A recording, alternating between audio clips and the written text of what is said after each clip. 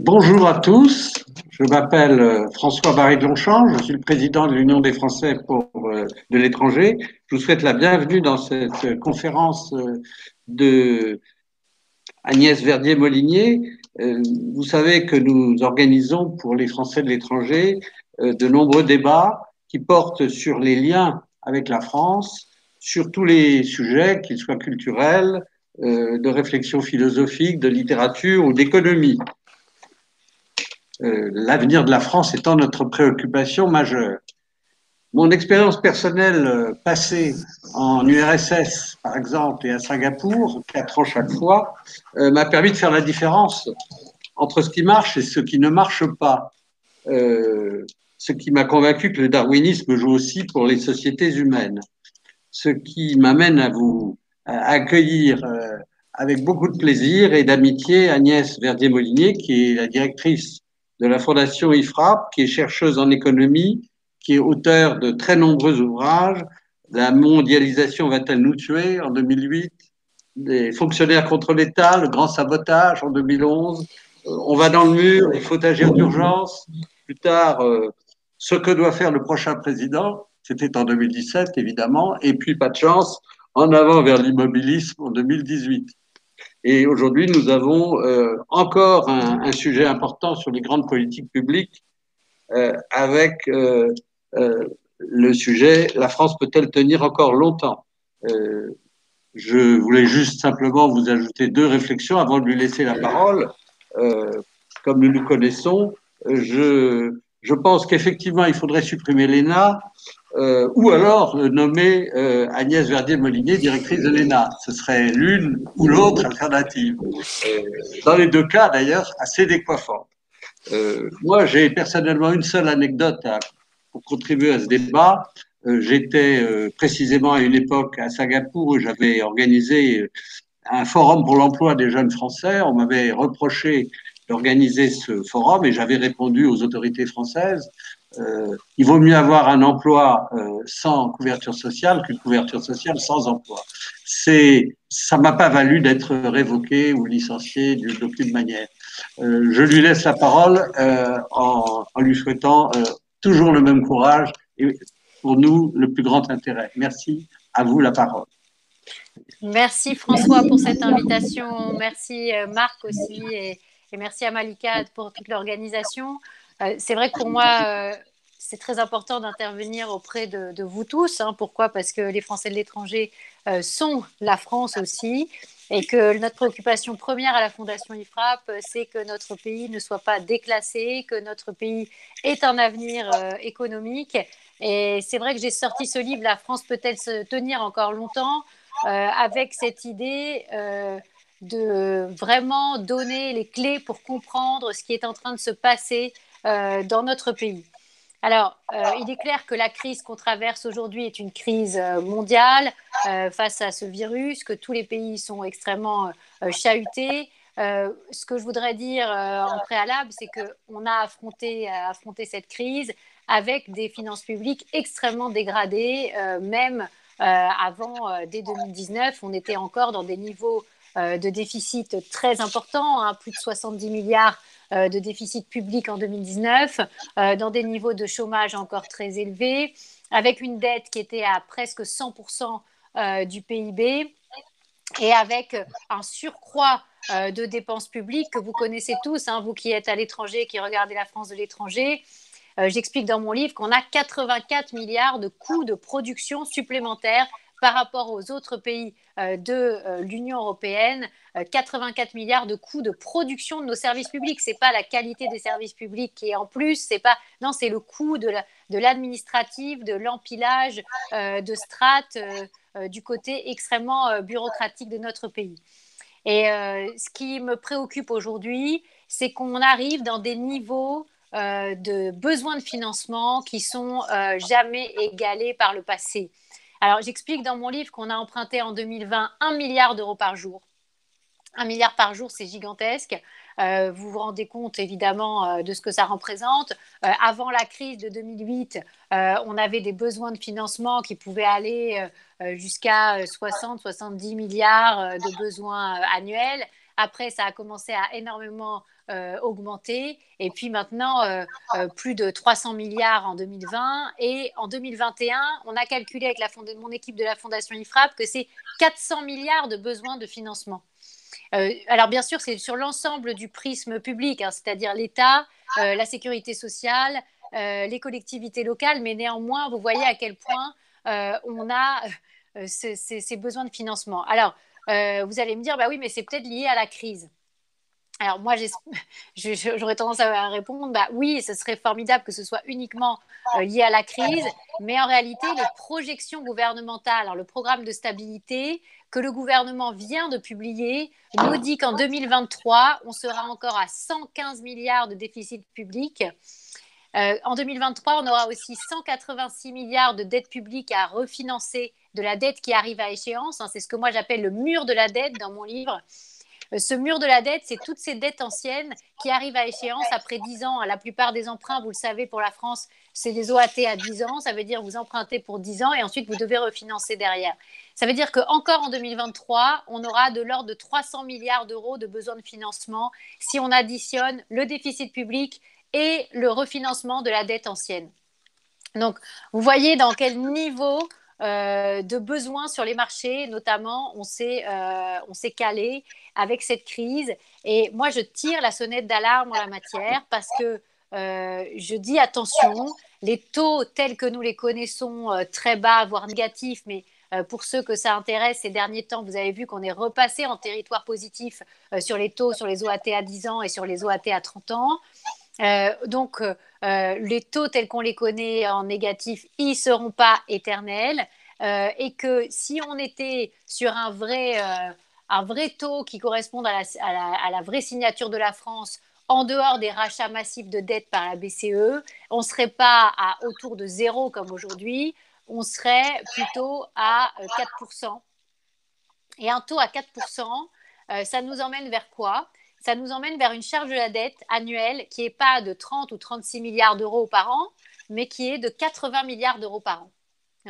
Donc, il faut bien avoir en tête que ce qu'on est en train de vivre aujourd'hui, c'est un tournant énorme pour notre pays et c'est en ce moment qu'on peut décider de l'avenir. C'est pour ça que dans mon livre, j'ai dit qu'il fallait un plan de désendettement. Donc, j'ai proposé déjà un plan de désendettement qui est un plan qu'on pourrait proposer, mais il y en a évidemment plein d'autres possibles, où j'explique qu'il faut absolument que dès maintenant, on explique jusqu'en 2027 comment on va rétablir les comptes publics, faire baisser la dette par rapport au PIB pour conserver une signature de la France qui peuvent nous permettre de continuer à emprunter à des taux les plus faibles possibles. Et pour moi, c'est un axe majeur de la réflexion publique qu'on doit avoir aujourd'hui. Et ce que je déplore actuellement, c'est que le gouvernement n'a pas du tout l'air de se rendre compte à quel point le lancement d'une réforme des retraites, le lancement d'une véritable réforme des aides sociales, le lancement de la décentralisation, non pas avec la loi 4D telle qu'elle est prévue, avec vraiment des missions publiques à la carte, mais avec une vraie décentralisation qui permettrait que chacun sache quelles sont ses missions publiques, que ce soit la région, que ce soit le bloc communal, que ce soit l'État, que ce soit la Sécu. Eh bien, pour l'instant, il n'y a rien de cet ordre-là, alors que c'est ça qui a permis, notamment aux Pays-Bas, notamment à l'Allemagne, de mieux gérer ses finances publiques et de se désendetter. J'explique dans mon livre que nous sommes un peu les passagers clandestins des bons gestionnaires de l'Europe. C'est très important de comprendre ça. C'est-à-dire qu'à la fois en France, on critique les frugaux, ce qu'on appelle les frugaux, c'est-à-dire ceux qui gèrent bien leurs finances publiques, et en même temps, on bénéficie de leur bonne gestion des affaires publiques. Pourquoi? Parce que grâce au fait qu'ils se sont désendettés, on conserve ces taux bas, ces possibilités d'emprunter pas cher et une confiance dans la signature aussi de la Commission européenne, puisque c'est grâce aussi aux frugaux que la Commission européenne peut emprunter en étant classée triple A et pas double A comme la France. Et vous voyez, je donne dans mon livre toutes les années antérieures qui ont précédé la crise, avec les niveaux d'endettement ou de désendettement qui ont été concrètement ceux des pays qui nous entourent. Et par exemple, l'Allemagne, en 2015, elle s'est désendettée de 17 milliards d'euros. En 2017, elle s'est désendettée de 25 milliards d'euros. En 2018, de 28 milliards d'euros. C'est-à-dire que tous les ans, ils ont réussi à équilibrer leurs comptes publics et à désendetter le pays pour atteindre un niveau de dette bien plus faible que nous, hein, puisque avant de rentrer dans la crise, l'Allemagne avait atteint un niveau de dette 2 fois inférieur à celui qu'on va avoir là, hein, puisqu'ils étaient autour des 60%, et qu'ils vont atteindre en sortie de crise, ils vont être autour de 75%, alors que nous, on va atteindre les 120%. Les Pays-Bas aussi ont désendetté énormément leur pays. 2015, 2016, 2017, 2018, tous les ans. Même en 2019, ils atteignent moins 26 milliards de dettes en 2019. Et pendant ce temps-là, la France, qu'est-ce qu'elle fait? En 2015, c'est 64 milliards de dettes supplémentaires. En 2016, c'est 35 milliards de dettes supplémentaires. En 2017, 53. En 2018, 48. En 2019, 46. C'est-à-dire que tous les ans, au contraire, alors qu'on était quand même dans une période de croissance, eh bien, on a rajouté de la dette à la dette. Et certains disent, bah oui, mais tous les pays le font, sauf qu'ils oublient de dire que la France est le pays qui emprunte le plus dans la zone euro en ce moment, et qu'on est aussi un des pays qui a malheureusement son industrie qui a le plus été contractée ces dernières années, ce qui n'est pas le cas de tous les pays d'Europe, ce qui n'est pas le cas de l'Allemagne, ce qui n'est pas le cas de l'Italie, ce qui n'est pas le cas d'autres pays autour de nous, qui arrivent à continuer énormément à produire dans leur pays. Et donc nous vivons énormément à crédit. Et le quoi qu'il en coûte qui a été mis en place par le gouvernement, en réalité, il existait déjà avant la crise. On est en permanence dans du quoi qu'il en coûte dans notre pays, puisque vous savez bien qu'aujourd'hui, on dépasse les 60% de dépenses publiques par rapport au PIB, ce qui est absolument gigantesque par rapport à ce qui se passe ailleurs. Et dernièrement, il y a eu toute une note qui a été publiée de manière un peu anonyme par des agents qui disaient qu'il y a trop d'externalisation de la production des services publics en France. Mais en réalité, si on externalisait autant la production de nos services publics que les Pays-Bas ou que l'Allemagne, on externaliserait pour 100 milliards de plus la production de nos services publics. Et ce qui a été très frappant pendant la crise, c'est qu'on a vu que l'hôpital allemand était très fort dans la crise, avait les bons plateaux techniques, avait les bons lits de réanimation. Et pourtant, quand on fait le ratio, en Allemagne, ils dépensent 15 milliards de moins pour leur hôpital public par rapport à la France. Et comment on explique cela? Tout simplement parce qu'il y a un bon fléchage de la dépense et parce que c'est le Land qui s'occupe de la politique de santé avec une bonne adéquation entre prévention, médecine de ville et hospitalier. L'hospitalier est aussi géré par des gestionnaires privés sur appel d'offres avec une vraie vision de l'efficacité et de l'efficience de la dépense publique et finalement de tous les services publics. Et ce que nous n'avons pas réussi à faire, malheureusement, et pourtant la Fondation se bat depuis des années sur ces sujets, c'est à remettre le Parlement dans son rôle fondateur, qui est celui non pas seulement de légiférer et d'enchaîner les lois année après année, mais aussi d'évaluer les politiques publiques. C'est ce que je dis dans un des chapitres de mon livre, où il faut rendre au Parlement son pouvoir d'évaluation et de contrôle et le sortir de son aveuglement. Ce qui est très, très frappant dans les travaux que nous avons menés ces dernières années, c'est qu'on voit que notre Parlement n'est pas du tout considéré par les administrations qu'il est censé contrôler. Et dernièrement, sur la fraude sociale, ça a été un vrai sujet. Il y a eu plusieurs rapports parlementaires. Les députés, les sénateurs qui ont été en charge ont été souvent mal reçus par les administrations qui contrôlaient. On ne leur a pas donné les chiffres, ou alors avec des chiffres qui changeaient en permanence.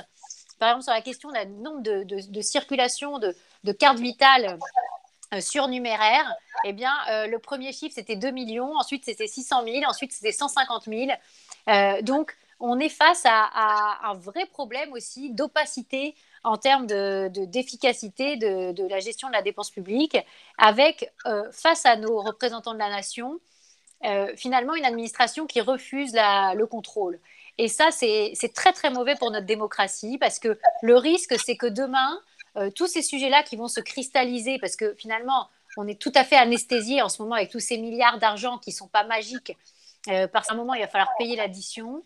Eh bien, on est anesthésié, on ne se rend pas compte que ces grands débats-là, ils risquent de se régler dans la rue si jamais il n'y a pas un Parlement très très fort, beaucoup plus fort que ce qu'on a eu ces derniers temps. Et ce qui est particulièrement ennuyeux, c'est que ce qu'on a pu comparer entre la France, l'Italie, l'Allemagne, l'Espagne, c'est qu'il y a eu beaucoup plus de concertation avec les territoires, avec le Parlement, dans la plupart des pays qui nous entourent, que ce qui s'est passé en France, où la décision était extrêmement centralisée et pas du tout partagé avec les élites ou plutôt les élus, les exécutifs territoriaux et avec le Parlement, en l'occurrence, contrairement à ce qui s'est passé notamment au Royaume-Uni ou en Italie ou en Espagne, avec en Espagne les régions qui étaient très très associées à la gestion de la crise, en Italie le Parlement qui était très associé, en Allemagne aussi les Länder qui étaient très associés et le Parlement britannique qui était évidemment beaucoup plus associé que notre Parlement. Donc ce que j'aimerais dire pour la suite, c'est que si on ne veut pas perdre le contrôle de nos finances publiques, il y a absolument une vision sur les prochaines années à avoir sur comment on baisse la dépense, comment on contrôle mieux l'efficience, comment on baisse aussi l'impôt. Parce que j'explique dans mon livre, et on va sortir une nouvelle étude à la Fondation IFRAP, donc je peux vous donner un peu la primeur, que finalement, tout ce qu'on fait sur la fiscalité des ménages, ça reste en permanence du bon taux fiscal. Et il va y avoir pour 2022 un énorme débat sur les plus riches qui auront, soi-disant, bénéficié énormément des baisses d'impôts avec la transformation de l'ISF en IFI et la transformation de la barémisation des revenus des revenus du capital en prélèvement forfaitaire unique. Et ça va être un gros sujet dans le débat public pour 2022. Et nous allons sortir une étude qui montre que le dernier décile, et je suis sûre que vous serez sensible à ça parce qu'il y a un sujet que vous connaissez bien, le dernier décile a eu certes des baisses d'impôts avec la transformation de l'ISF en IFI et avec le prélèvement forfaitaire unique, mais elle a eu surtout une énorme hausse d'impôts avec l'augmentation du taux de la CSG. Donc, en réalité, il faut vraiment qu'on regarde les choses en face parce qu'il va y avoir des propositions qui vont être, par exemple, de taxer les riches, de taxer l'épargne, de taxer l'assurance vie. Et ce qu'on va voir à la fin du quinquennat, c'est que finalement, les ménages français n'auront pas gagné sur le plan de la fiscalité et que, à tout le moins, ils auront eu une stabilité entre les baisses de cotisations et les hausses d'impôts et les baisses d'impôts. Donc ça, on va le montrer de manière extrêmement précise. Et par ailleurs, sur le volet entreprise, qui est un volet aussi qui vous intéresse, on va montrer que jusqu'à la fin du quinquennat de François Hollande, on n'a pas eu de baisse d'impôts des entreprises, quasiment pas, parce qu'à chaque fois qu'il y avait des baisses avec le CICE, le pacte de responsabilité, on a eu des hausses en taxes de production, des taxes de production qui sont exorbitantes par rapport à ce qui existe dans les autres pays. Alors, vous le savez très bien, la CVAE, l'IFER, etc. Et finalement, en fin de quinquennat d'Emmanuel Macron, on aura 1 point de PIB de baisse de la fiscalité sur les entreprises. Mais je voudrais vous rappeler que toutes les études qu'on a menées à la Fondation IFRAP nous ont montré que par rapport à la moyenne des entreprises de la zone euro, nos entreprises françaises payent 100 milliards d'impôts supplémentaires. Et je peux vous dire qu'avec la nouvelle étude qu'on est en train de publier, qui va jusqu'à fin 2019 sur les chiffres de fiscalité des entreprises, eh bien, nous allons montrer que cet écart, il ne s'est pas forcément réduit parce que pendant que nous, on baisse un petit peu la fiscalité de l'impôt sur les sociétés et puis on va baisser aussi les taxes de production, eh bien, pendant ce temps-là, les autres pays baissent aussi les niveaux de fiscalité de leurs entreprises. Et donc, la difficulté, c'est que pour récupérer de la compétitivité pour la France, il faut non seulement avoir un regard sur un plan de désendettement qui soit permis par une baisse de la dépense publique. C'est pour ça que j'explique dans mon livre qu'au lieu de taxer pour une fois les entreprises et les ménages les plus riches, comme on l'a fait par erreur en sortie de la dernière crise, puisqu'il ne faut pas oublier, contrairement à ce qui est dit beaucoup dans le débat public, ne pas refaire les erreurs du passé. Et souvent, ils disent, mais il ne faut pas refaire les erreurs du passé et baisser les dépenses. Sauf qu'on n'a pas du tout baissé les dépenses.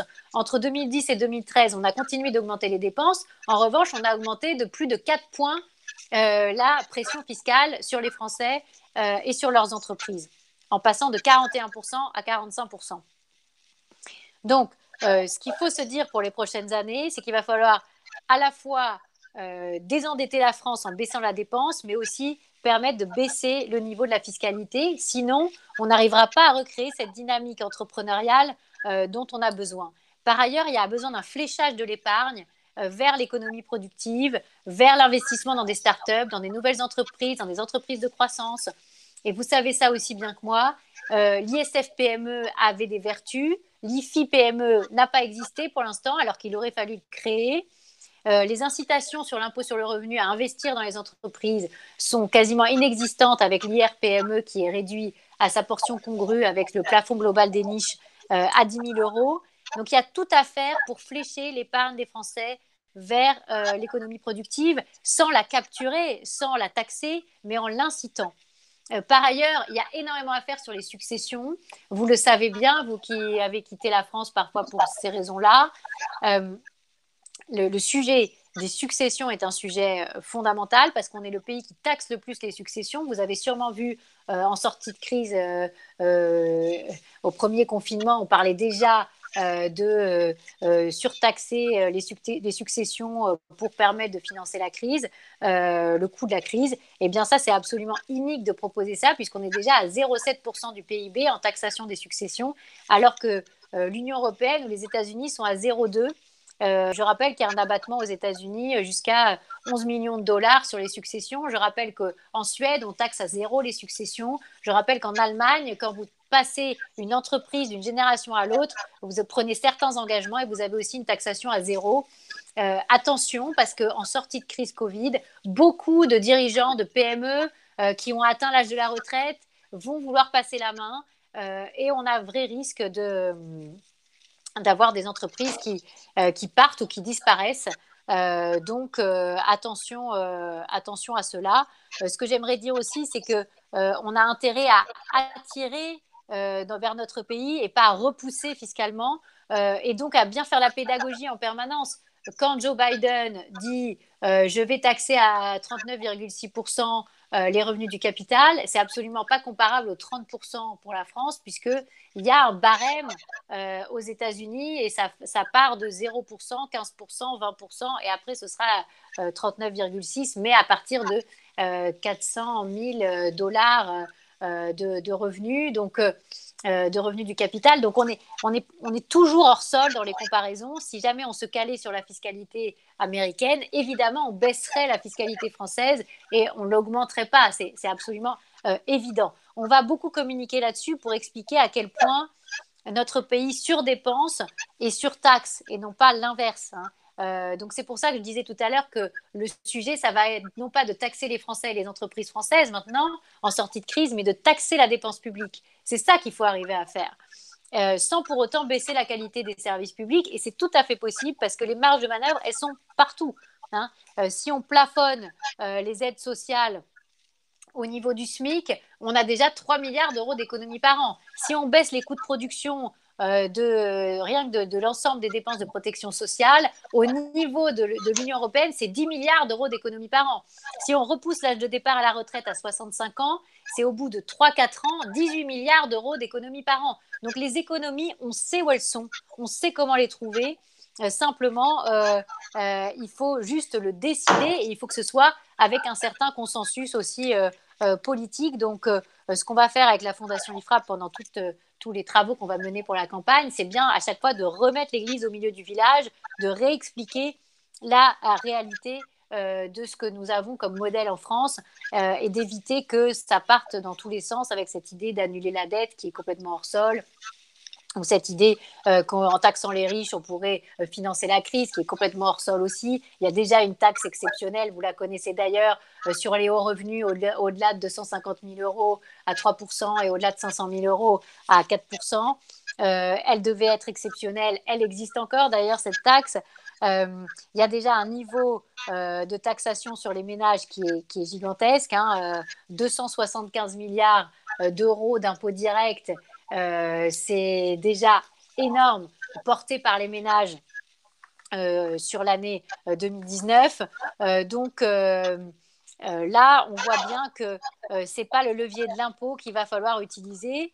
Et on va s'intéresser particulièrement aux non-résidents et montrer aussi que la fiscalité des non-résidents a été particulièrement aussi comment on dit, alourdie tout au fil de ces dernières années et qu'il y a une vraie question sur comment on payer sans avoir droit en face à des services. Et ça, c'est un vrai sujet. je ne sais pas si vous avez suivi dernièrement, mais il y avait Guillaume Pelletier qui avait proposé de supprimer toutes les cotisations sociales et de tout financer par l'impôt. Moi, je trouve ça extrêmement dangereux. Je vais vous dire pourquoi. Tout simplement parce que quand on est dans un système assurantiel, par exemple sur la retraite, sur la maladie, sur le chômage, on sait qu'on cotise pour avoir un droit en face. Plus on va passer par des mécanismes qui ressemblent à celui de la CSG ou de prélèvement solidaire, etc., etc., plus on va perdre le fil de ce à quoi on a droit en face en niveau assurantiel et en revenu différé. Et je trouve que aller vers ce genre de proposition, tout ça parce qu'on n'est pas capable de réformer en profondeur notre modèle social, c'est extrêmement dangereux, hein.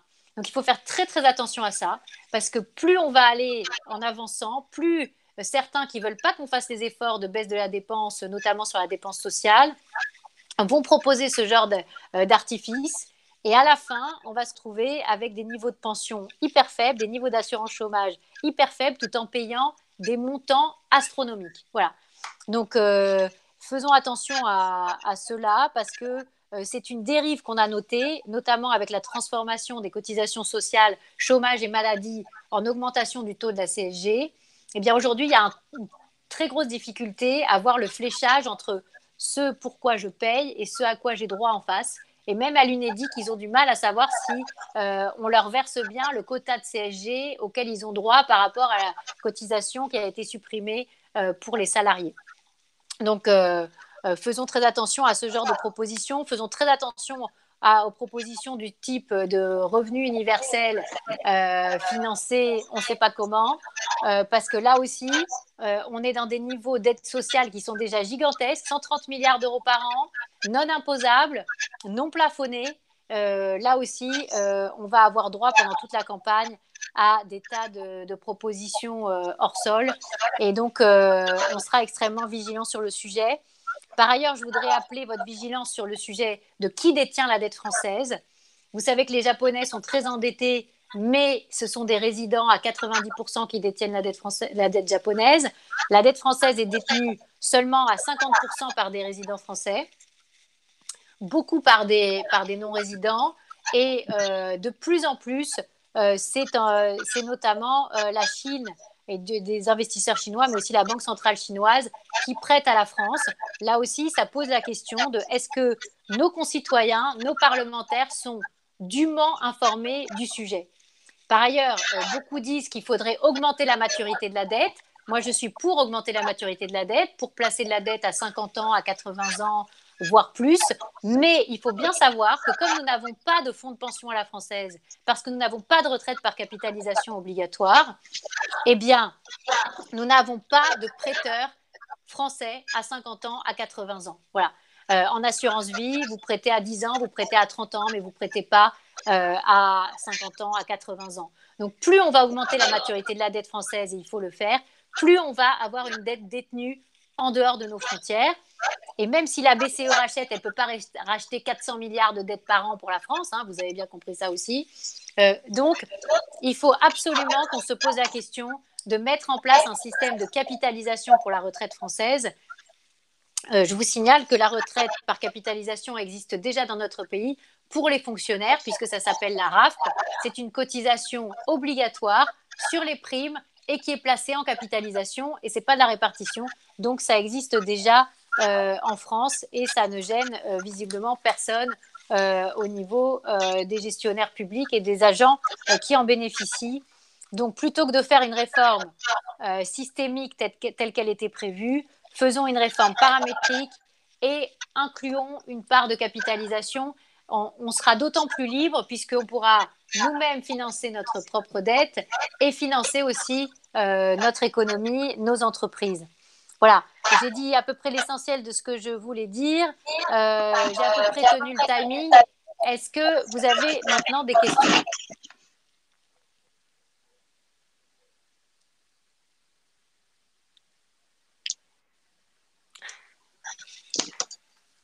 Est-ce qu'il y a des questions? Est-ce qu'il y a des questions?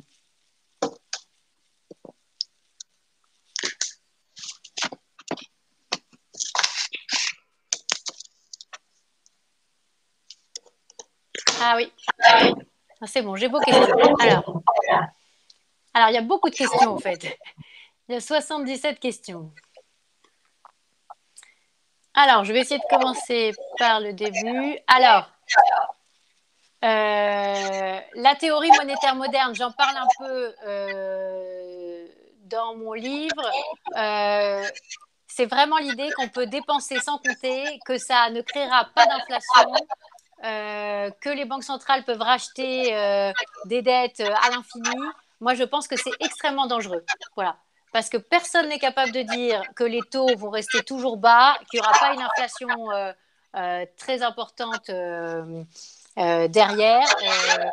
Et à partir du moment où la BCE l'a bien expliqué, à partir du moment où on sera sur une inflation à 2%, ils vont arrêter d'acheter massivement des dettes.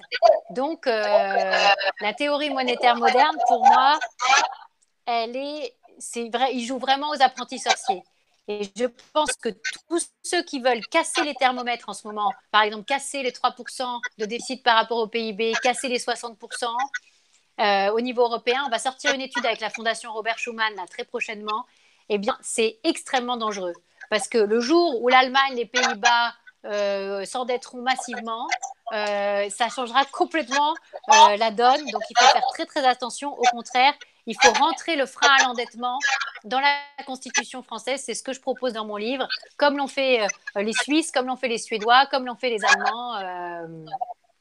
Voilà.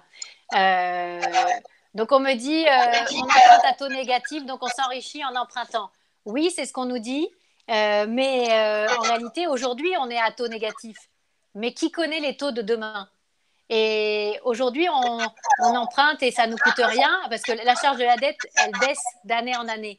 Mais quand la charge de la dette va réaugmenter dans 3, 4 ans et que tout d'un coup, on va avoir 20, 30, 40, puis 50 milliards de plus de charge de la dette à financer par an et qu'on ne pourra plus à côté payer les salaires des fonctionnaires, les pensions et tout ça, comment on va faire? Donc, moi, je crois qu'il faut qu'on soit prêt pour la suite et non pas qu'on imagine qu'on va rester à taux négatif éternellement. D'ailleurs, on n'est plus en taux négatif en ce moment. Regardez les taux des OAT à 10 ans de la France, c'est en train de remonter. Alors, ça n'a pas remonté de manière exponentielle, mais voilà. Alors ensuite, retraités, nous envisageons de revenir en France, mais au vu de la situation et de l'insécurité à tout niveau qui y règne, nous pensons hélas revoir nos projets. Moi, je vous encourage à revenir en France, même si la situation est compliquée. Pourquoi? Parce que la France est un très beau pays et qu'il faut aussi qu'on arrive à défendre ce pays. C'est sûr, il y a de l'insécurité, c'est sûr, il y a de la mauvaise gestion publique, mais il y a aussi beaucoup de choses à sauver. Et, euh, et je trouve que ce serait dommage que vous ne reveniez pas. Voilà. La question résident en Italie, comment on évalue la différence d'attribution du plan de relance entre la France et l'Italie? La France recevra beaucoup moins. Alors là, c'est la question de René. Complètement d'accord avec vous. Il y a un énorme problème de calcul de la part de la France dans le plan de relance européen. Sur les 300 et quelques milliards, on n'en reçoit que 40, alors que l'Italie en reçoit 68. Alors que vraiment, on est dans une situation où, pour nous, on devrait recevoir au moins 4 milliards de plus, voire encore plus, puisque en fait l'Italie, quand on fait le calcul de ce qu'ils auraient dû recevoir en dehors des jeux de plafonnement sur les calculs par pays, eh bien ils auraient dû recevoir 12 milliards de moins. Voilà. Donc si on se met au diapason de ce que l'Italie a reçu en plus et de ce que nous, on nous a supprimé par le jeu des plafonnements sur les questions du taux de chômage, etc., eh bien en réalité, on devrait recevoir potentiellement une quinzaine de milliards supplémentaires. Voilà. On va le dire dans une étude qu'on publie là sur l'Europe avec la fondation Robert Schuman. Alors, est-ce que l'effet du quoi qu'il en coûte ne risque-t-il pas d'être aussi délétère que celui des 35 heures?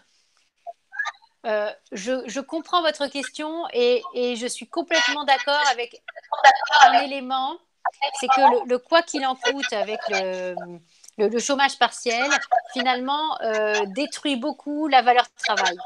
Comme les 35 heures ont détruit la valeur travail, quoi. Et, et ça, c'est vraiment quelque chose qui me préoccupe parce qu'on a fait beaucoup plus de chômage partiel qu'ailleurs, qu'on dissocie tout le temps en permanence dans les propositions des uns et des autres le travail, la création de richesse, la croissance. Et on ne peut pas avoir de croissance, de création de richesse, de valeur ajoutée, de redistribution derrière s'il n'y a pas de travail. Voilà. Donc pour moi, la valeur travail va être un des sujets aussi primordiaux pour 2022. Ensuite, la question, la France reçoit 6 propositions pour chaque demande d'obligation qu'elle émet sur les marchés financiers. Pourquoi est-ce que je suis inquiète? Mais parce qu'en fait, elle reçoit plein de propositions, mais à quel taux? Vous les connaissez, les taux proposés? Non, vous ne les connaissez pas. Donc, on choisit le meilleur taux possible, mais en face, il y a plein d'autres propositions, mais à des taux bien supérieurs. Donc, il faut se méfier quand l'agence France Trésor dit j'ai placé 7 milliards et j'avais 75 milliards qu'on m'a proposé, oui, mais la totalité des 75 milliards, ils n'étaient pas à des taux hyper faibles. Il y avait des variations de taux entre les uns et les autres. Donc, vous n'avez pas des profondeurs de marché aussi importantes que ce que vous croyez quand vous voyez les demandes par rapport aux adjudications françaises. Mais on pourrait en reparler longtemps. Est-ce que la charge de la dette augmente ou diminue? Elle a diminué ces dernières années, mais elle va forcément augmenter dans les prochaines années. On va arriver à 3 000 milliards de dettes en 2022. C'est ce qu'on avait calculé qu'on aurait si Jean-Luc Mélenchon ou Marine Le Pen arrivaient au pouvoir en 2017. Donc, on a une explosion de la dette française. Et la dette allemande n'a pas explosé autant, la dette hollandaise non plus. Évidemment, la dette italienne est importante, mais si on se compare aux pays du nord de l'Europe, et on est quand même un couple franco-allemand moteur de l'Europe normalement, on est en train de complètement décrocher par rapport à l'Allemagne. D'ailleurs, on me dit, depuis les réformes adoptées en Allemagne il y a une vingtaine d'années, le niveau des retraites a tellement baissé. Alors attendez, je ne retrouve plus la question. Le niveau des retraites a tellement baissé, voilà, qu'il est devenu le plus bas de tous les pays de la zone euro. Alors, oui, en part de PIB, les pensions allemandes sont plus faibles. Mais pourquoi? C'est un choix aussi. Parce que le choix qu'a fait l'Allemagne, c'est de dire qu'il ne faut pas que les cotisations retraite pèsent de manière aussi importante que ce qu'elles font en France sur le travail. Ils ont plafonné à 22% les taux de cotisation. Et nous, on est à 28%. Donc après, ils ont des retraites qui cotisent en plus, ou alors ils additionnent pension et travail. C'est ce qui se passe aussi beaucoup en Allemagne. Donc la question, c'est est-ce qu'on peut aller jusqu'au ciel en termes de niveau de coût de pension par rapport au PIB? On est à 14% à peu près en France. On est parmi les plus chers parce qu'on part beaucoup plus tôt à la retraite, parce qu'on a des niveaux de pension très élevés, surtout pour le secteur public, qui est calculé de manière différente que le privé, vous le savez bien. Donc, le choix de peser en permanence sur le travail, en permanence sur la compétitivité des entreprises, ça ne nous aide pas. Vous voyez bien que le taux de chômage allemand est beaucoup plus faible que le nôtre, qu'ils ont réussi à équilibrer leurs comptes, qu'ils sont beaucoup plus forts que nous dans la crise, et c'est grâce à eux qu'on peut emprunter pas cher. Donc, oui, ils ont une gestion qui est beaucoup plus stricte que la nôtre, mais sur le long terme, c'est un atout aussi pour placer leurs produits, aussi pour conserver leur industrie. Alors, ensuite, on me parle des cotisations en Allemagne, les cotisations aux assurances privées sur les plus hauts salaires qui proposent une couverture de santé de luxe. Il y a un système allemand qu'on connaît bien. On a publié des comparaisons France-Allemagne sur le système de santé. C'est vrai que vous pouvez choisir de vous affilier au-delà d'un certain niveau de revenu à des assurances privées. Après, il y a une concurrence entre les caisses privées et les caisses publiques.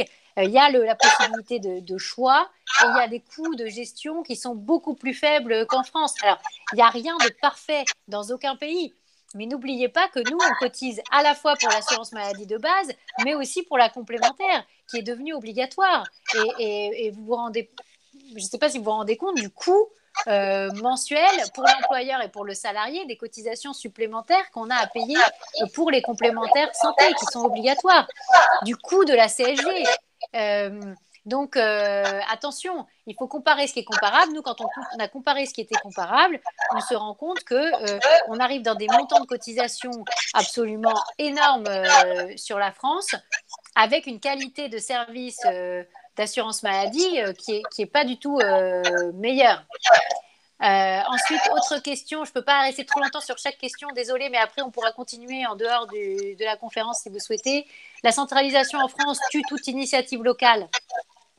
Je suis complètement d'accord. Il faudrait décentraliser, gérer comme en Allemagne au niveau du land, donc au niveau de la région, la santé, l'éducation, la culture, la politique de l'emploi. Ça, c'est le gros débat et c'est ce que j'explique dans mon livre. Tous ces pays qui gèrent bien leur politique publique, leurs finances publiques, eh bien, ils ont énormément décentralisé. Quelqu'un me dit en d'autres termes, comment gouverner contre le peuple? Moi, je considère que c'est pas du tout gouverner contre le peuple, c'est gouverner avec le peuple. Je crois qu'il faut poser les bons termes du débat. Si on ne repousse pas l'âge de départ à la retraite, il va y avoir une vraie chute des niveaux de pension dans les prochaines années. Il faut le calculer, on peut le calculer, on peut le montrer, on peut l'expliquer aux Français et on peut faire un référendum pour dire voilà, est-ce que vous préférez avoir une chute des niveaux de pension ou est-ce que vous préférez qu'on travaille plus longtemps? Voilà, c'est une équation. Voilà, ils choisissent. Soit on baisse les pensions dans les prochaines années et c'est un choix, soit on repousse l'âge de départ à la retraite. Mais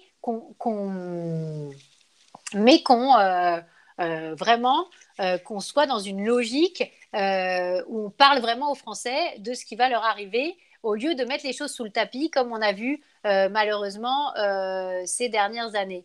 Alors on me dit, je ne comprends pas le plan qu'AVM nous propose, elle dit qu'il faut baisser notre endettement et donc rembourser, de l'autre côté elle prône une baisse des impôts, donc concrètement que propose-t-elle? Moins de soignants, moins d'enseignants, moins de services publics en général. Alors, écoutez, il faut baisser notre endettement, oui. Il faut équilibrer nos comptes publics, oui. Chaque fois qu'on est en croissance avec un système de frein à l'endettement, qu'est-ce qu'on fait? Eh ben, on s'interdit d'être en déficit. Donc, quand on est en croissance, pas de déficit. Et donc, on rembourse à ce moment-là. Il faut bien se dire que même dans mon plan, qui va jusqu'en 2027, que je publie dans le livre, on désendette très très peu la France jusqu'à l'horizon 2030. Pourquoi? Parce que rien que freiner l'augmentation de la dette, c'est déjà un énorme travail. Ça veut dire qu'il faut freiner l'évolution de la dépense au lieu de faire comme le gouvernement a prévu, de dépenser 20 milliards de plus par an jusqu'en 2027. À partir de 2022, eh bien, il faut dépenser beaucoup moins que ça pour arriver à ne pas augmenter la dépense. Donc déjà, ne pas augmenter la dépense publique très peu en volume et très peu en valeur, eh bien, ça veut dire que derrière, il y a un énorme freinage de la dépense avec des vraies réformes. Et puis, comment on baisse la fiscalité des entreprises en face? Tout simplement, on se dit que plus on va baisser la fiscalité, plus on va combattre l'effet Laffer qui veut que chaque fois qu'on augmente la fiscalité, finalement,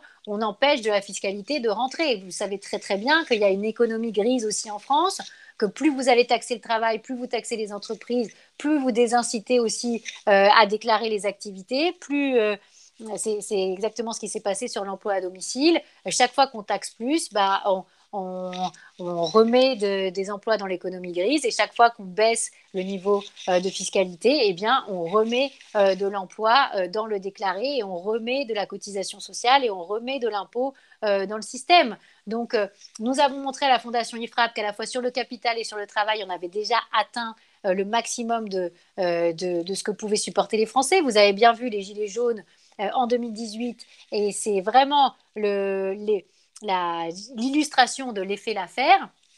Donc, plus vous allez baisser l'impôt, plus vous allez aussi potentiellement avoir plus de rentrée fiscale derrière parce que plus d'activité qui va rentrer dans le paiement de l'impôt, le paiement de la cotisation, plus de création d'entreprises et tout ça, c'est hyper vertueux. Ça ne veut pas dire qu'il faut supprimer des services publics. J'ai jamais dit qu'il fallait supprimer des services publics. J'ai dit qu'il fallait mieux gérer les services publics avec plus d'efficience.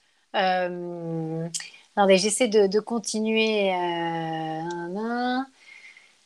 Beaucoup de critiques sur le système de santé allemand, mais qui a quand même fait ses preuves dans la crise. J'essaie de passer un peu les questions. On reparle aussi des questions de souscription d'OAT à 50 ans. Euh,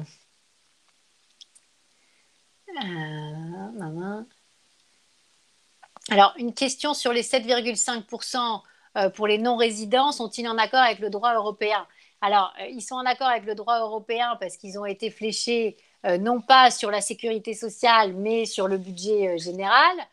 Mais c'est vrai que je suis complètement d'accord avec vous que ces 7,5% de prélèvements de solidarité, ils sont extrêmement dérangeants. Pourquoi? Parce qu'en face, il n'y a pas de droit. C'est ce que j'expliquais tout à l'heure. C'est-à-dire, plus on va rentrer dans une logique de prélèvement sans droit identifiable en face, dont on ne sait pas si ça finance finalement le budget de l'État, la Sécu, l'assurance chômage, l'assurance maladie ou quoi, plus on va être dans l'incapacité d'évaluer, de contrôler et d'avoir, de justifier pourquoi j'ai payé et à quoi j'ai droit. Donc, pour moi, on ne devrait absolument pas assujettir à 7,5, ce 7,5% les non-résidents et a fortiori, évidemment, en dehors de l'Europe, on ne devrait pas du tout assujettir à la CSG, CRDS, ça n'a aucun sens. Ou alors dire, bah oui, mais en face, vous avez droit à un filet social, même si vous êtes résident à l'étranger. Donc ça, c'est un sujet, je pense, qui doit être encore porté au maximum. Et je pense que ces 7,5%, malheureusement, sont que le début, qu'on va les voir augmenter dans les prochaines années, comme on a vu augmenter la CSG avec des taux qui étaient très très faibles au départ et maintenant au-delà de 9%. Hein. Alors, vous semblez sous-entendre que la situation est redressable, mais vous dites, en fait, c'est pas possible, 47 ans de déficit public permanent. Alors écoutez, moi, je suis dans le camp des optimistes parce que je pense que on nous a toujours dit, quand on touchera le fond, on trouvera le dynamisme, le ressort nécessaire pour rebondir, et j'en suis absolument persuadée. Je vois autour de moi des entrepreneurs, une jeunesse, des tas de gens qui ont envie que la France réussisse. Et je pense que ceux-là sont plus nombreux que ceux qui sont pour la décroissance, pour qu'on arrête de travailler, pour qu'on finance tout par l'endettement, etc., etc. Il y a une vraie préoccupation sur nos finances publiques. On a de plus en plus de soutien pour nos travaux de la Fondation IFRAP. Le livre que j'ai publié a rencontré un grand succès, y compris chez des personnes qui ne sont pas forcément passionnées, qui ne travaillent pas dans la finance, etc. Donc, je crois qu'il faut continuer le combat. Il ne faut pas laisser la bataille des idées à ceux qui vont vous dire ah ben, on rase gratis, on n'a qu'à dépenser plus, ben, on n'a qu'à taxer plus, on n'a qu'à annuler la dette. En fait, ceux qui font du yaka faucon toute la journée et qui ne cherchent absolument pas à voir comment on peut sortir par le haut. Moi, je pense qu'on peut sortir par le haut, c'est encore possible. C'est maintenant parce qu'on a toutes les facilités qui sont liées à la politique de la BCE et à l'aide européenne. C'est pour ça que moi j'aurais tendance à dire les 39 milliards européens, ils ne suffisent pas pour la France, il nous faudrait 15 ou 20 milliards de plus, mais en échange, on s'engage à faire les réformes structurelles qu'on aurait dû faire depuis plusieurs années. Voilà. Alors ensuite, je suis d'accord sur le principe avec ce que vous dites, mais pas au prix d'une explosion sociale, ni au prix d'inégalités exacerbées, ni au prix d'une massification des laissés pour compte. Alors écoutez, oui, je suis d'accord. Moi non plus, je ne suis pas pour la pauvreté, je ne suis pas pour plus de pauvreté, je ne suis pas pour plus de chômage, je suis pour plus de richesse pour tous, pour finalement un système qui apporte le meilleur pour chacun. Force est de constater que notre système est celui qui crée le plus de chômage endémique. Donc, même si à coup de redistribution, on a finalement un niveau d'inégalité qui est plutôt parmi les plus faibles au monde, ce n'est pas satisfaisant.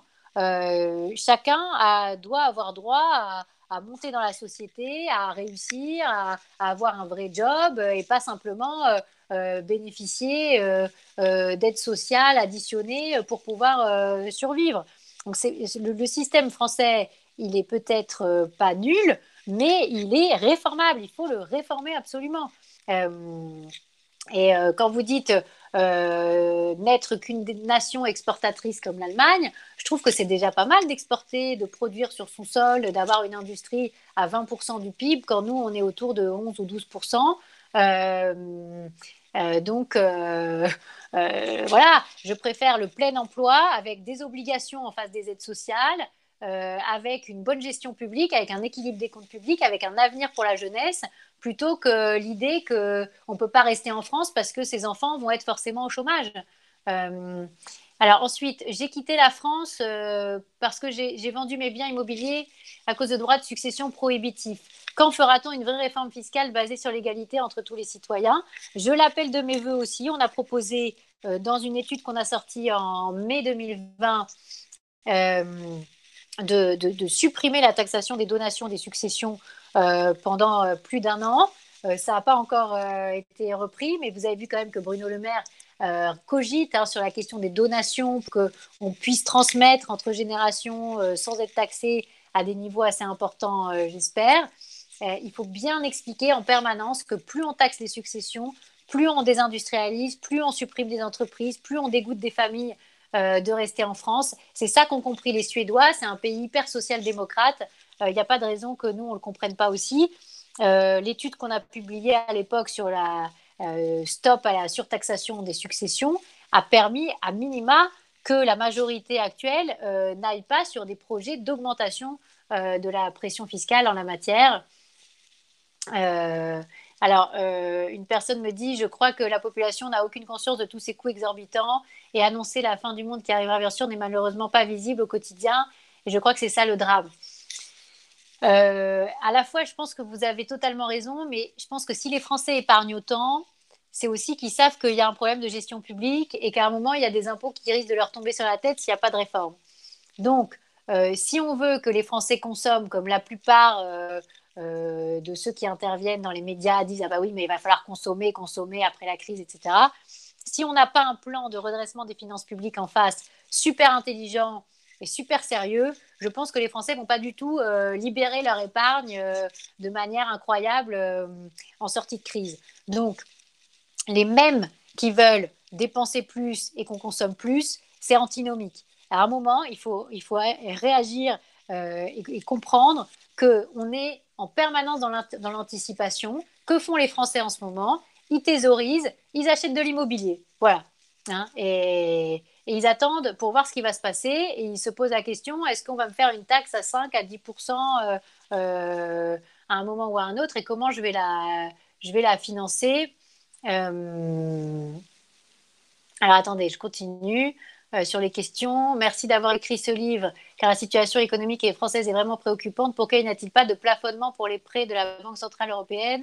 Pourquoi ne pas imposer aux responsables des collectivités territoriales françaises d'économiser euh, intelligemment? Je pense qu'il n'y a pas de plafonnement. La BCE, si vous voulez, elle est intervenue, comme j'explique dans mon livre, en pompier, alors que les taux étaient en train d'énormément diverger. Il y avait une augmentation des spreads entre l'Italie et l'Allemagne et la France et l'Allemagne.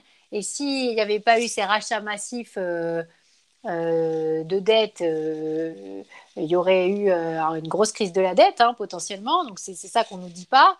Enfin, en tout cas, qu'on ne dit pas clairement, même si Bruno Le Maire a quand même dit que on risquait un éclatement de la zone euro et c'est ça que ça explique en filigrane. Après, pour moi, je pense que c'est un peu le sens de votre question. Il devrait y avoir en contrepartie du plan de relance européen qui est des subventions et des prêts, des obligations de réforme structurelle.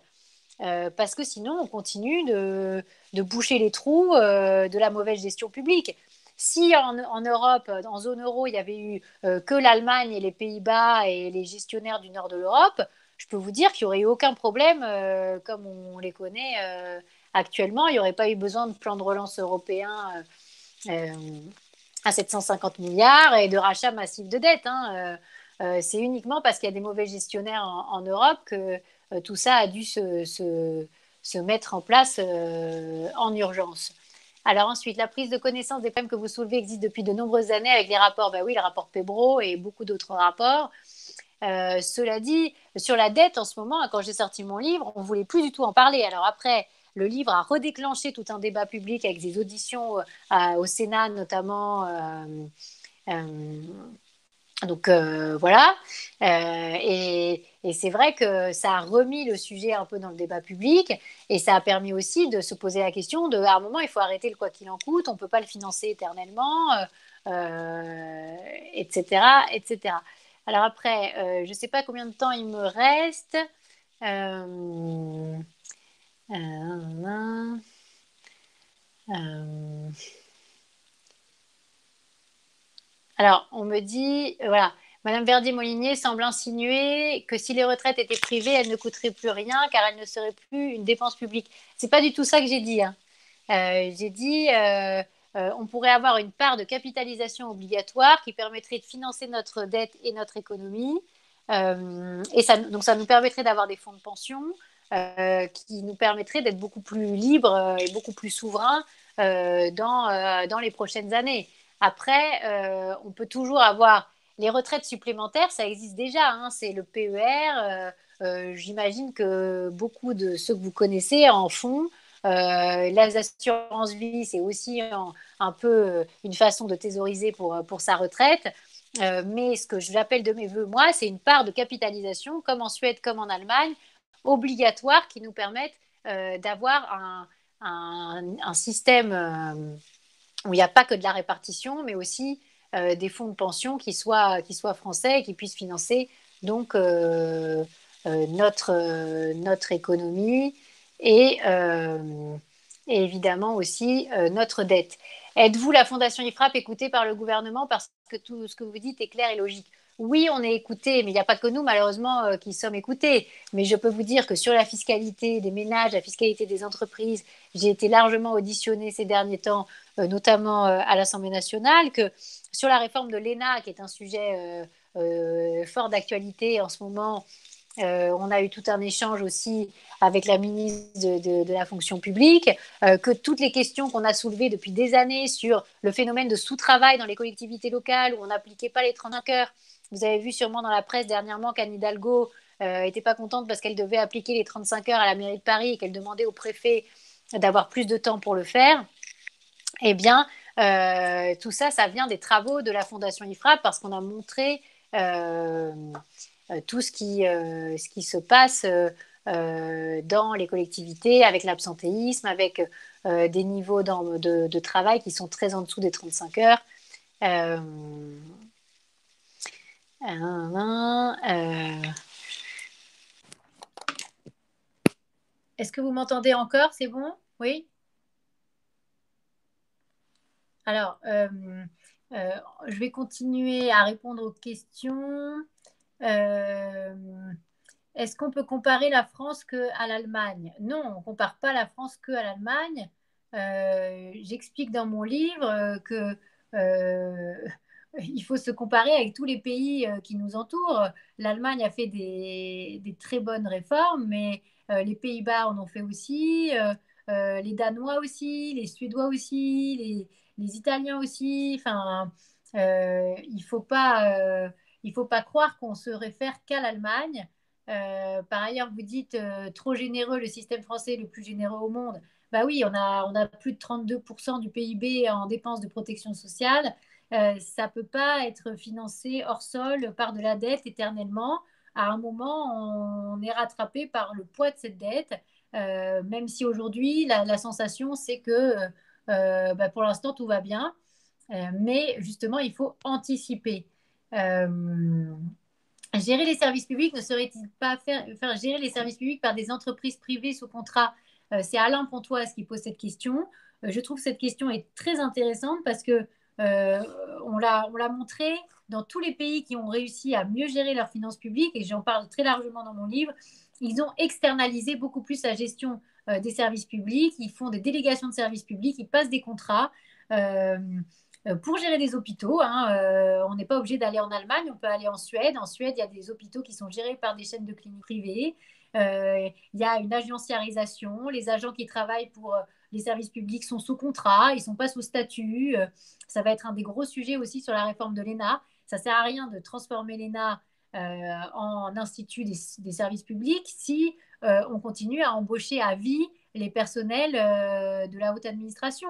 Parce qu'on va se retrouver avec un corps des administrateurs de l'État qui sera pléthorique, dont beaucoup ne seront pas en poste, mais qui néanmoins seront payés à vie par les contribuables français. Donc ça, c'est un gros enjeu. En fait, tous les services publics dans les pays qui nous entourent sont gérés totalement différemment, avec des contractuels, avec de la mise en concurrence, avec de la délégation de services publics. Et ça marche déjà en France. Hein. Le service de l'eau, dans beaucoup de communes, est assuré par des entreprises privées qui sont sous contrat. Et on peut en passer énormément. L'éducation privée sous contrat, ça existe en France, ça marche très bien. Il y a des files d'attente énormes pour aller dans les écoles privées.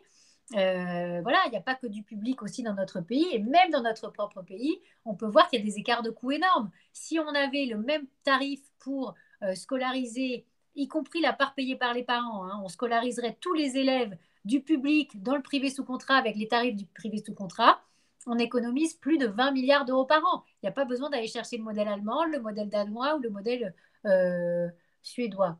Alors, ne prêchez-vous pas dans le désert car la classe politique ne vous écoute pas. C'est complètement faux. La classe politique, elle écoute énormément ce qu'on fait. Faut pas croire ça. Au contraire, on fait partie du paysage, on fait partie des voix différentes et on est extrêmement écouté. Le livre que j'ai publié, La France peut-elle tenir encore longtemps? Le président de la République l'a eu, il m'a envoyé un message quand il l'a eu. Le président du Sénat l'a eu, ils ont fait des tas de fiches sur le livre au Sénat en la matière.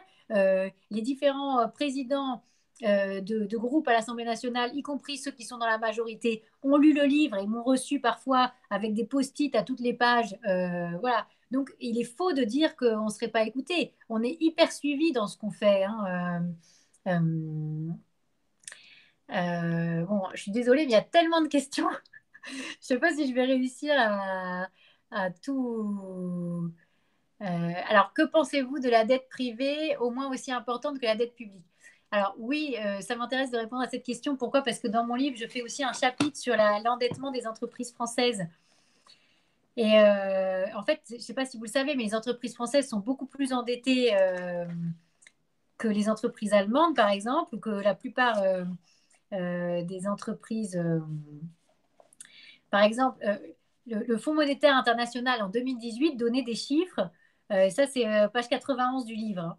Hein. Les entreprises françaises figurent dans le club restreint des plus endettés au monde. 140% du PIB contre 74% aux États-Unis. Et des niveaux aussi beaucoup plus faibles en Allemagne à 57%. Et en fait, on l'a vraiment vu pendant la crise parce que les PGE, alors les prêts garantis par l'État, ont été énormément demandés par les entreprises françaises, hein, à plus de 130 milliards d'euros, alors que les Allemands ont pris beaucoup moins de PGE, enfin les entreprises allemandes. Pourquoi? Parce que les entreprises dans beaucoup d'autres pays sont beaucoup moins taxées, ont beaucoup plus d'autofinancement possible pour leurs investissements, sont moins obligées de s'endetter et donc se retrouvent dans des situations beaucoup moins dramatiques face à la crise. Et donc ça aussi, c'est les effets de la surtaxation des entreprises françaises qui fait qu'elles rentrent dans la crise dans un état de surendettement. Alors, soutenez-vous la suppression de l'ENA? Êtes-vous optimiste sur cette réforme? J'en ai déjà un peu parlé. Oui, je soutiens la suppression de l'ENA. Oui, on a dit, j'ai écrit dans le Figaro tout un papier là-dessus, il faut la soutenir cette réforme, il ne faut pas s'arrêter au milieu du gué. Pour moi, il y a une question de statut derrière. Il faut faire cette réforme, mais avoir des contrats, en tout cas pour tous les agents de la haute fonction publique qui ne sont pas magistrats. Pour les magistrats, on peut très bien comprendre qu'il y ait besoin d'une protection spécifique. Pour tous les autres, il faut absolument avoir des contrats plutôt qu'une titularisation. Donc, ça va être là-dessus que la bataille va se jouer, je pense. Malheureusement, au ministère, ils m'ont répondu que si jamais, en plus de supprimer l'ENA et de le transformer en institut des services publics, on était sur une contractualisation, alors que c'est vraiment le sens de l'histoire, hein, puisque la loi, je ne sais pas si vous avez suivi, mais la loi du SOP sur la transformation de la fonction publique entérine le fait qu'il va y avoir beaucoup, beaucoup plus d'embauches sous contrat dans les collectivités locales.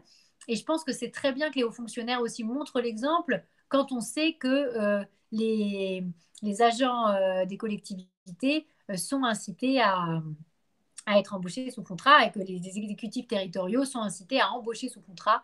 Donc, je trouve que ça a du sens que la haute fonction publique montre l'exemple et aussi change son paradigme. C'est-à-dire qu'aujourd'hui, vous savez bien que ce qui est vraiment gênant dans notre haute fonction publique, c'est cette possibilité de faire des allers-retours avec la politique, avec le privé, mais d'être toujours protégé à vie par un statut.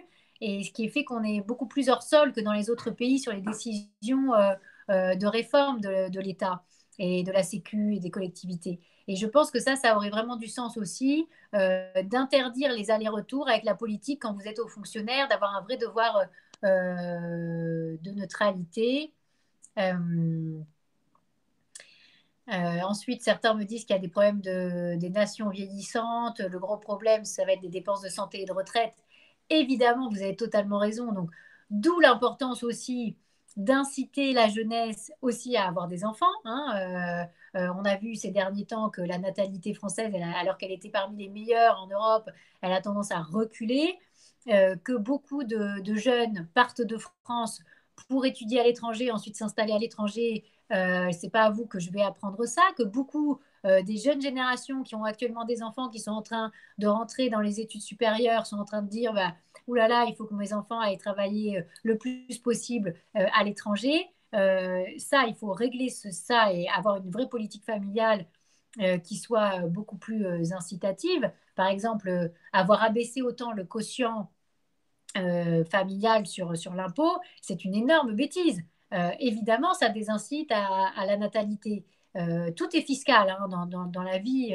Je pense que vous le savez encore plus que moi, mais beaucoup de choix que nous posons sont des choix qui sont liés à la fiscalité et on peut beaucoup, beaucoup influer par la fiscalité. Et puis, évidemment, on va avoir des dépenses qui risquent d'exploser au niveau santé et retraite, d'où le fait de réformer maintenant pour éviter justement que ça devienne infinançable, hein. Oui, on me dit, vous ne connaissez pas tous les travers des systèmes allemands sur la gestion des hôpitaux. Enfin, bon, je ne vais pas revenir là-dessus parce que, si vous voulez, je pense que le statut de la fonction publique hospitalière est bien plus gênant pour la qualité de la santé du service de santé en France que ce qui est fait en Allemagne avec la contractualisation, avec le fait qu'il y ait des délégations de gestion au niveau des hôpitaux. Alors, est-ce qu'il faut faire un, un organe d'audit auprès du Parlement? Oui, bien sûr qu'il faut créer un organe d'audit au Parlement. Auprès du Parlement, on l'a proposé pendant des années. On était proche d'y arriver après les élections de 2007. Malheureusement, les grands corps de l'État ont tué dans l'œuf cette réforme, hein, puisque ça avait été vraiment proposé par le futur président Nicolas Sarkozy dans sa campagne de 2007. Il avait proposé la création d'un office français d'évaluation et de contrôle auprès du Parlement. Et malheureusement, cet office français n'a pas vu le jour parce que la Cour des comptes avait peur qu'on la doublonne, que tout le Conseil d'État et la Cour des comptes se sont mis en travers de cette réforme. C'est très dommageable parce qu'il faut que notre Parlement ait les moyens d'évaluer les politiques publiques. Alors je sais que c'est un sujet que Pierre Moscovici est en train de regarder. Il a pris contact avec nous il n'y a pas longtemps pour que la Cour des comptes travaille beaucoup plus pour le Parlement. C'est vrai que nous, à l'IFRAP, on fait beaucoup du travail, mais on ne peut pas tout faire non plus, hein. Vous avez vu les milliards de dépenses publiques que nous avons. Pour tout auditer, il faut vraiment une organisation beaucoup plus fiable que celle qu'on a à l'heure actuelle et qui soit institutionnelle. Nous, à la Fondation IFRAP, on continuera à faire le travail, évidemment, mais on ne peut pas répondre à toutes les demandes du Parlement. On répond au plus possible qu'on peut, mais il va falloir à un moment avoir l'équivalent de ce qu'il y a dans les grandes démocraties, c'est-à-dire des, vraiment une organisation avec des crédits pour pouvoir évaluer les politiques publiques de manière indépendante au service du Parlement. Aujourd'hui, clairement, notre Parlement est complètement dépendant des chiffrages de Bercy, des chiffrages de l'administration. Souvent, les rapports parlementaires sont quasiment rédigés par les ministères qui sont censés être contrôlés par le Parlement. Ça, c'est... Voilà. On me dit il faut augmenter l'âge de la retraite. Évidemment, il faut passer à 65, voire à 67 ans. Oui, on peut s'inspirer aussi du modèle suisse. Moi, je voudrais qu'on s'inspire aussi du modèle suisse pour la santé, parce qu'il y a de la concurrence des caisses, avec une soixantaine de caisses en concurrence pour l'assurance maladie, des coûts de gestion qui sont beaucoup plus faibles que chez nous. Sur les retraites, ce qui est intéressant, c'est qu'ils ont de la répartition, mais aussi de la capitalisation. Ce qui est intéressant, c'est aussi la décentralisation, bien sûr, enfin le côté fédéral que vous connaissez tous, mais aussi les votations. Je pense qu'il faut qu'on fasse des référendums réguliers pour pouvoir poser vraiment la question aux Français et ne pas être bloqué par une vision syndicale qui ne reflète absolument pas euh, la, la, la, conviction des Français. La réforme des retraites a été bloquée, et même si elle n'était pas du tout parfaite et ce n'était pas celle qu'on proposait, mais elle a été largement bloquée par les grèves des transports publics qui sont le fait syndical, tout simplement, de conserver le statut, de conserver des âges de départ à la retraite beaucoup plus tôt que pour les autres à 55 ans ou à 57 ans, et de refuser un alignement des modes de calcul du public sur le privé. Donc, si on pose la question aux Français et pas aux syndicats du secteur public, c'est mieux. Alors, nos parlementaires sont aussi hors sol, profession libérale et fonctionnaires, aucun contact avec l'économie et la société réelle. Nos parlementaires sont un peu moins hors sol, mais le problème, c'est qu'ils sont très, très, très, comment dire, au garde à vous face au gouvernement, parce qu'on a une majorité pléthorique qui est assez, comment dire, non expérimentée, qui arrive avec peu d'idées sur la gestion publique et finalement, qui en fin de quinquennat commence à comprendre des sujets, mais c'est quasiment trop tard. Et par ailleurs, moi, ce que j'ai vu de mon point de vue de directrice d'une fondation qui évalue les politiques publiques, que j'avais jamais vu avant, c'est des parlementaires de la majorité me dire, venez, on va parler d'un sujet sur les seuils sociaux, par exemple. Bon, très bien, voilà la proposition, voilà ce qu'il faudrait faire, etc. Moi, je leur explique tout ce qu'il y a comme mesure à adopter pour repousser tous les seuils, tous les effets de seuil à 50, les repousser à peut-être potentiellement à 100 ou à 250 salariés. Et on me répond, bah, de toute façon, on ne peut rien déposer comme amendement. Pourquoi? Parce que le ministère a dit qu'il ne fallait pas fallait pas déposer d'amendement. Donc, le ministre a dit, il n'y a pas d'amendement, donc il n'y a pas d'amendement déposé. Moi, je trouve ça hallucinant. Euh, je vois qu'on est déjà à la fin du webinaire. Je suis désolée, j'aurais aimé répondre à tout ce que vous m'avez demandé. On va refaire une conférence dès qu'on peut. Mais voilà, on continue le travail. Merci à tous pour vos questions. Pardon de ne pas avoir pu répondre à toutes les questions et à très bientôt, j'espère.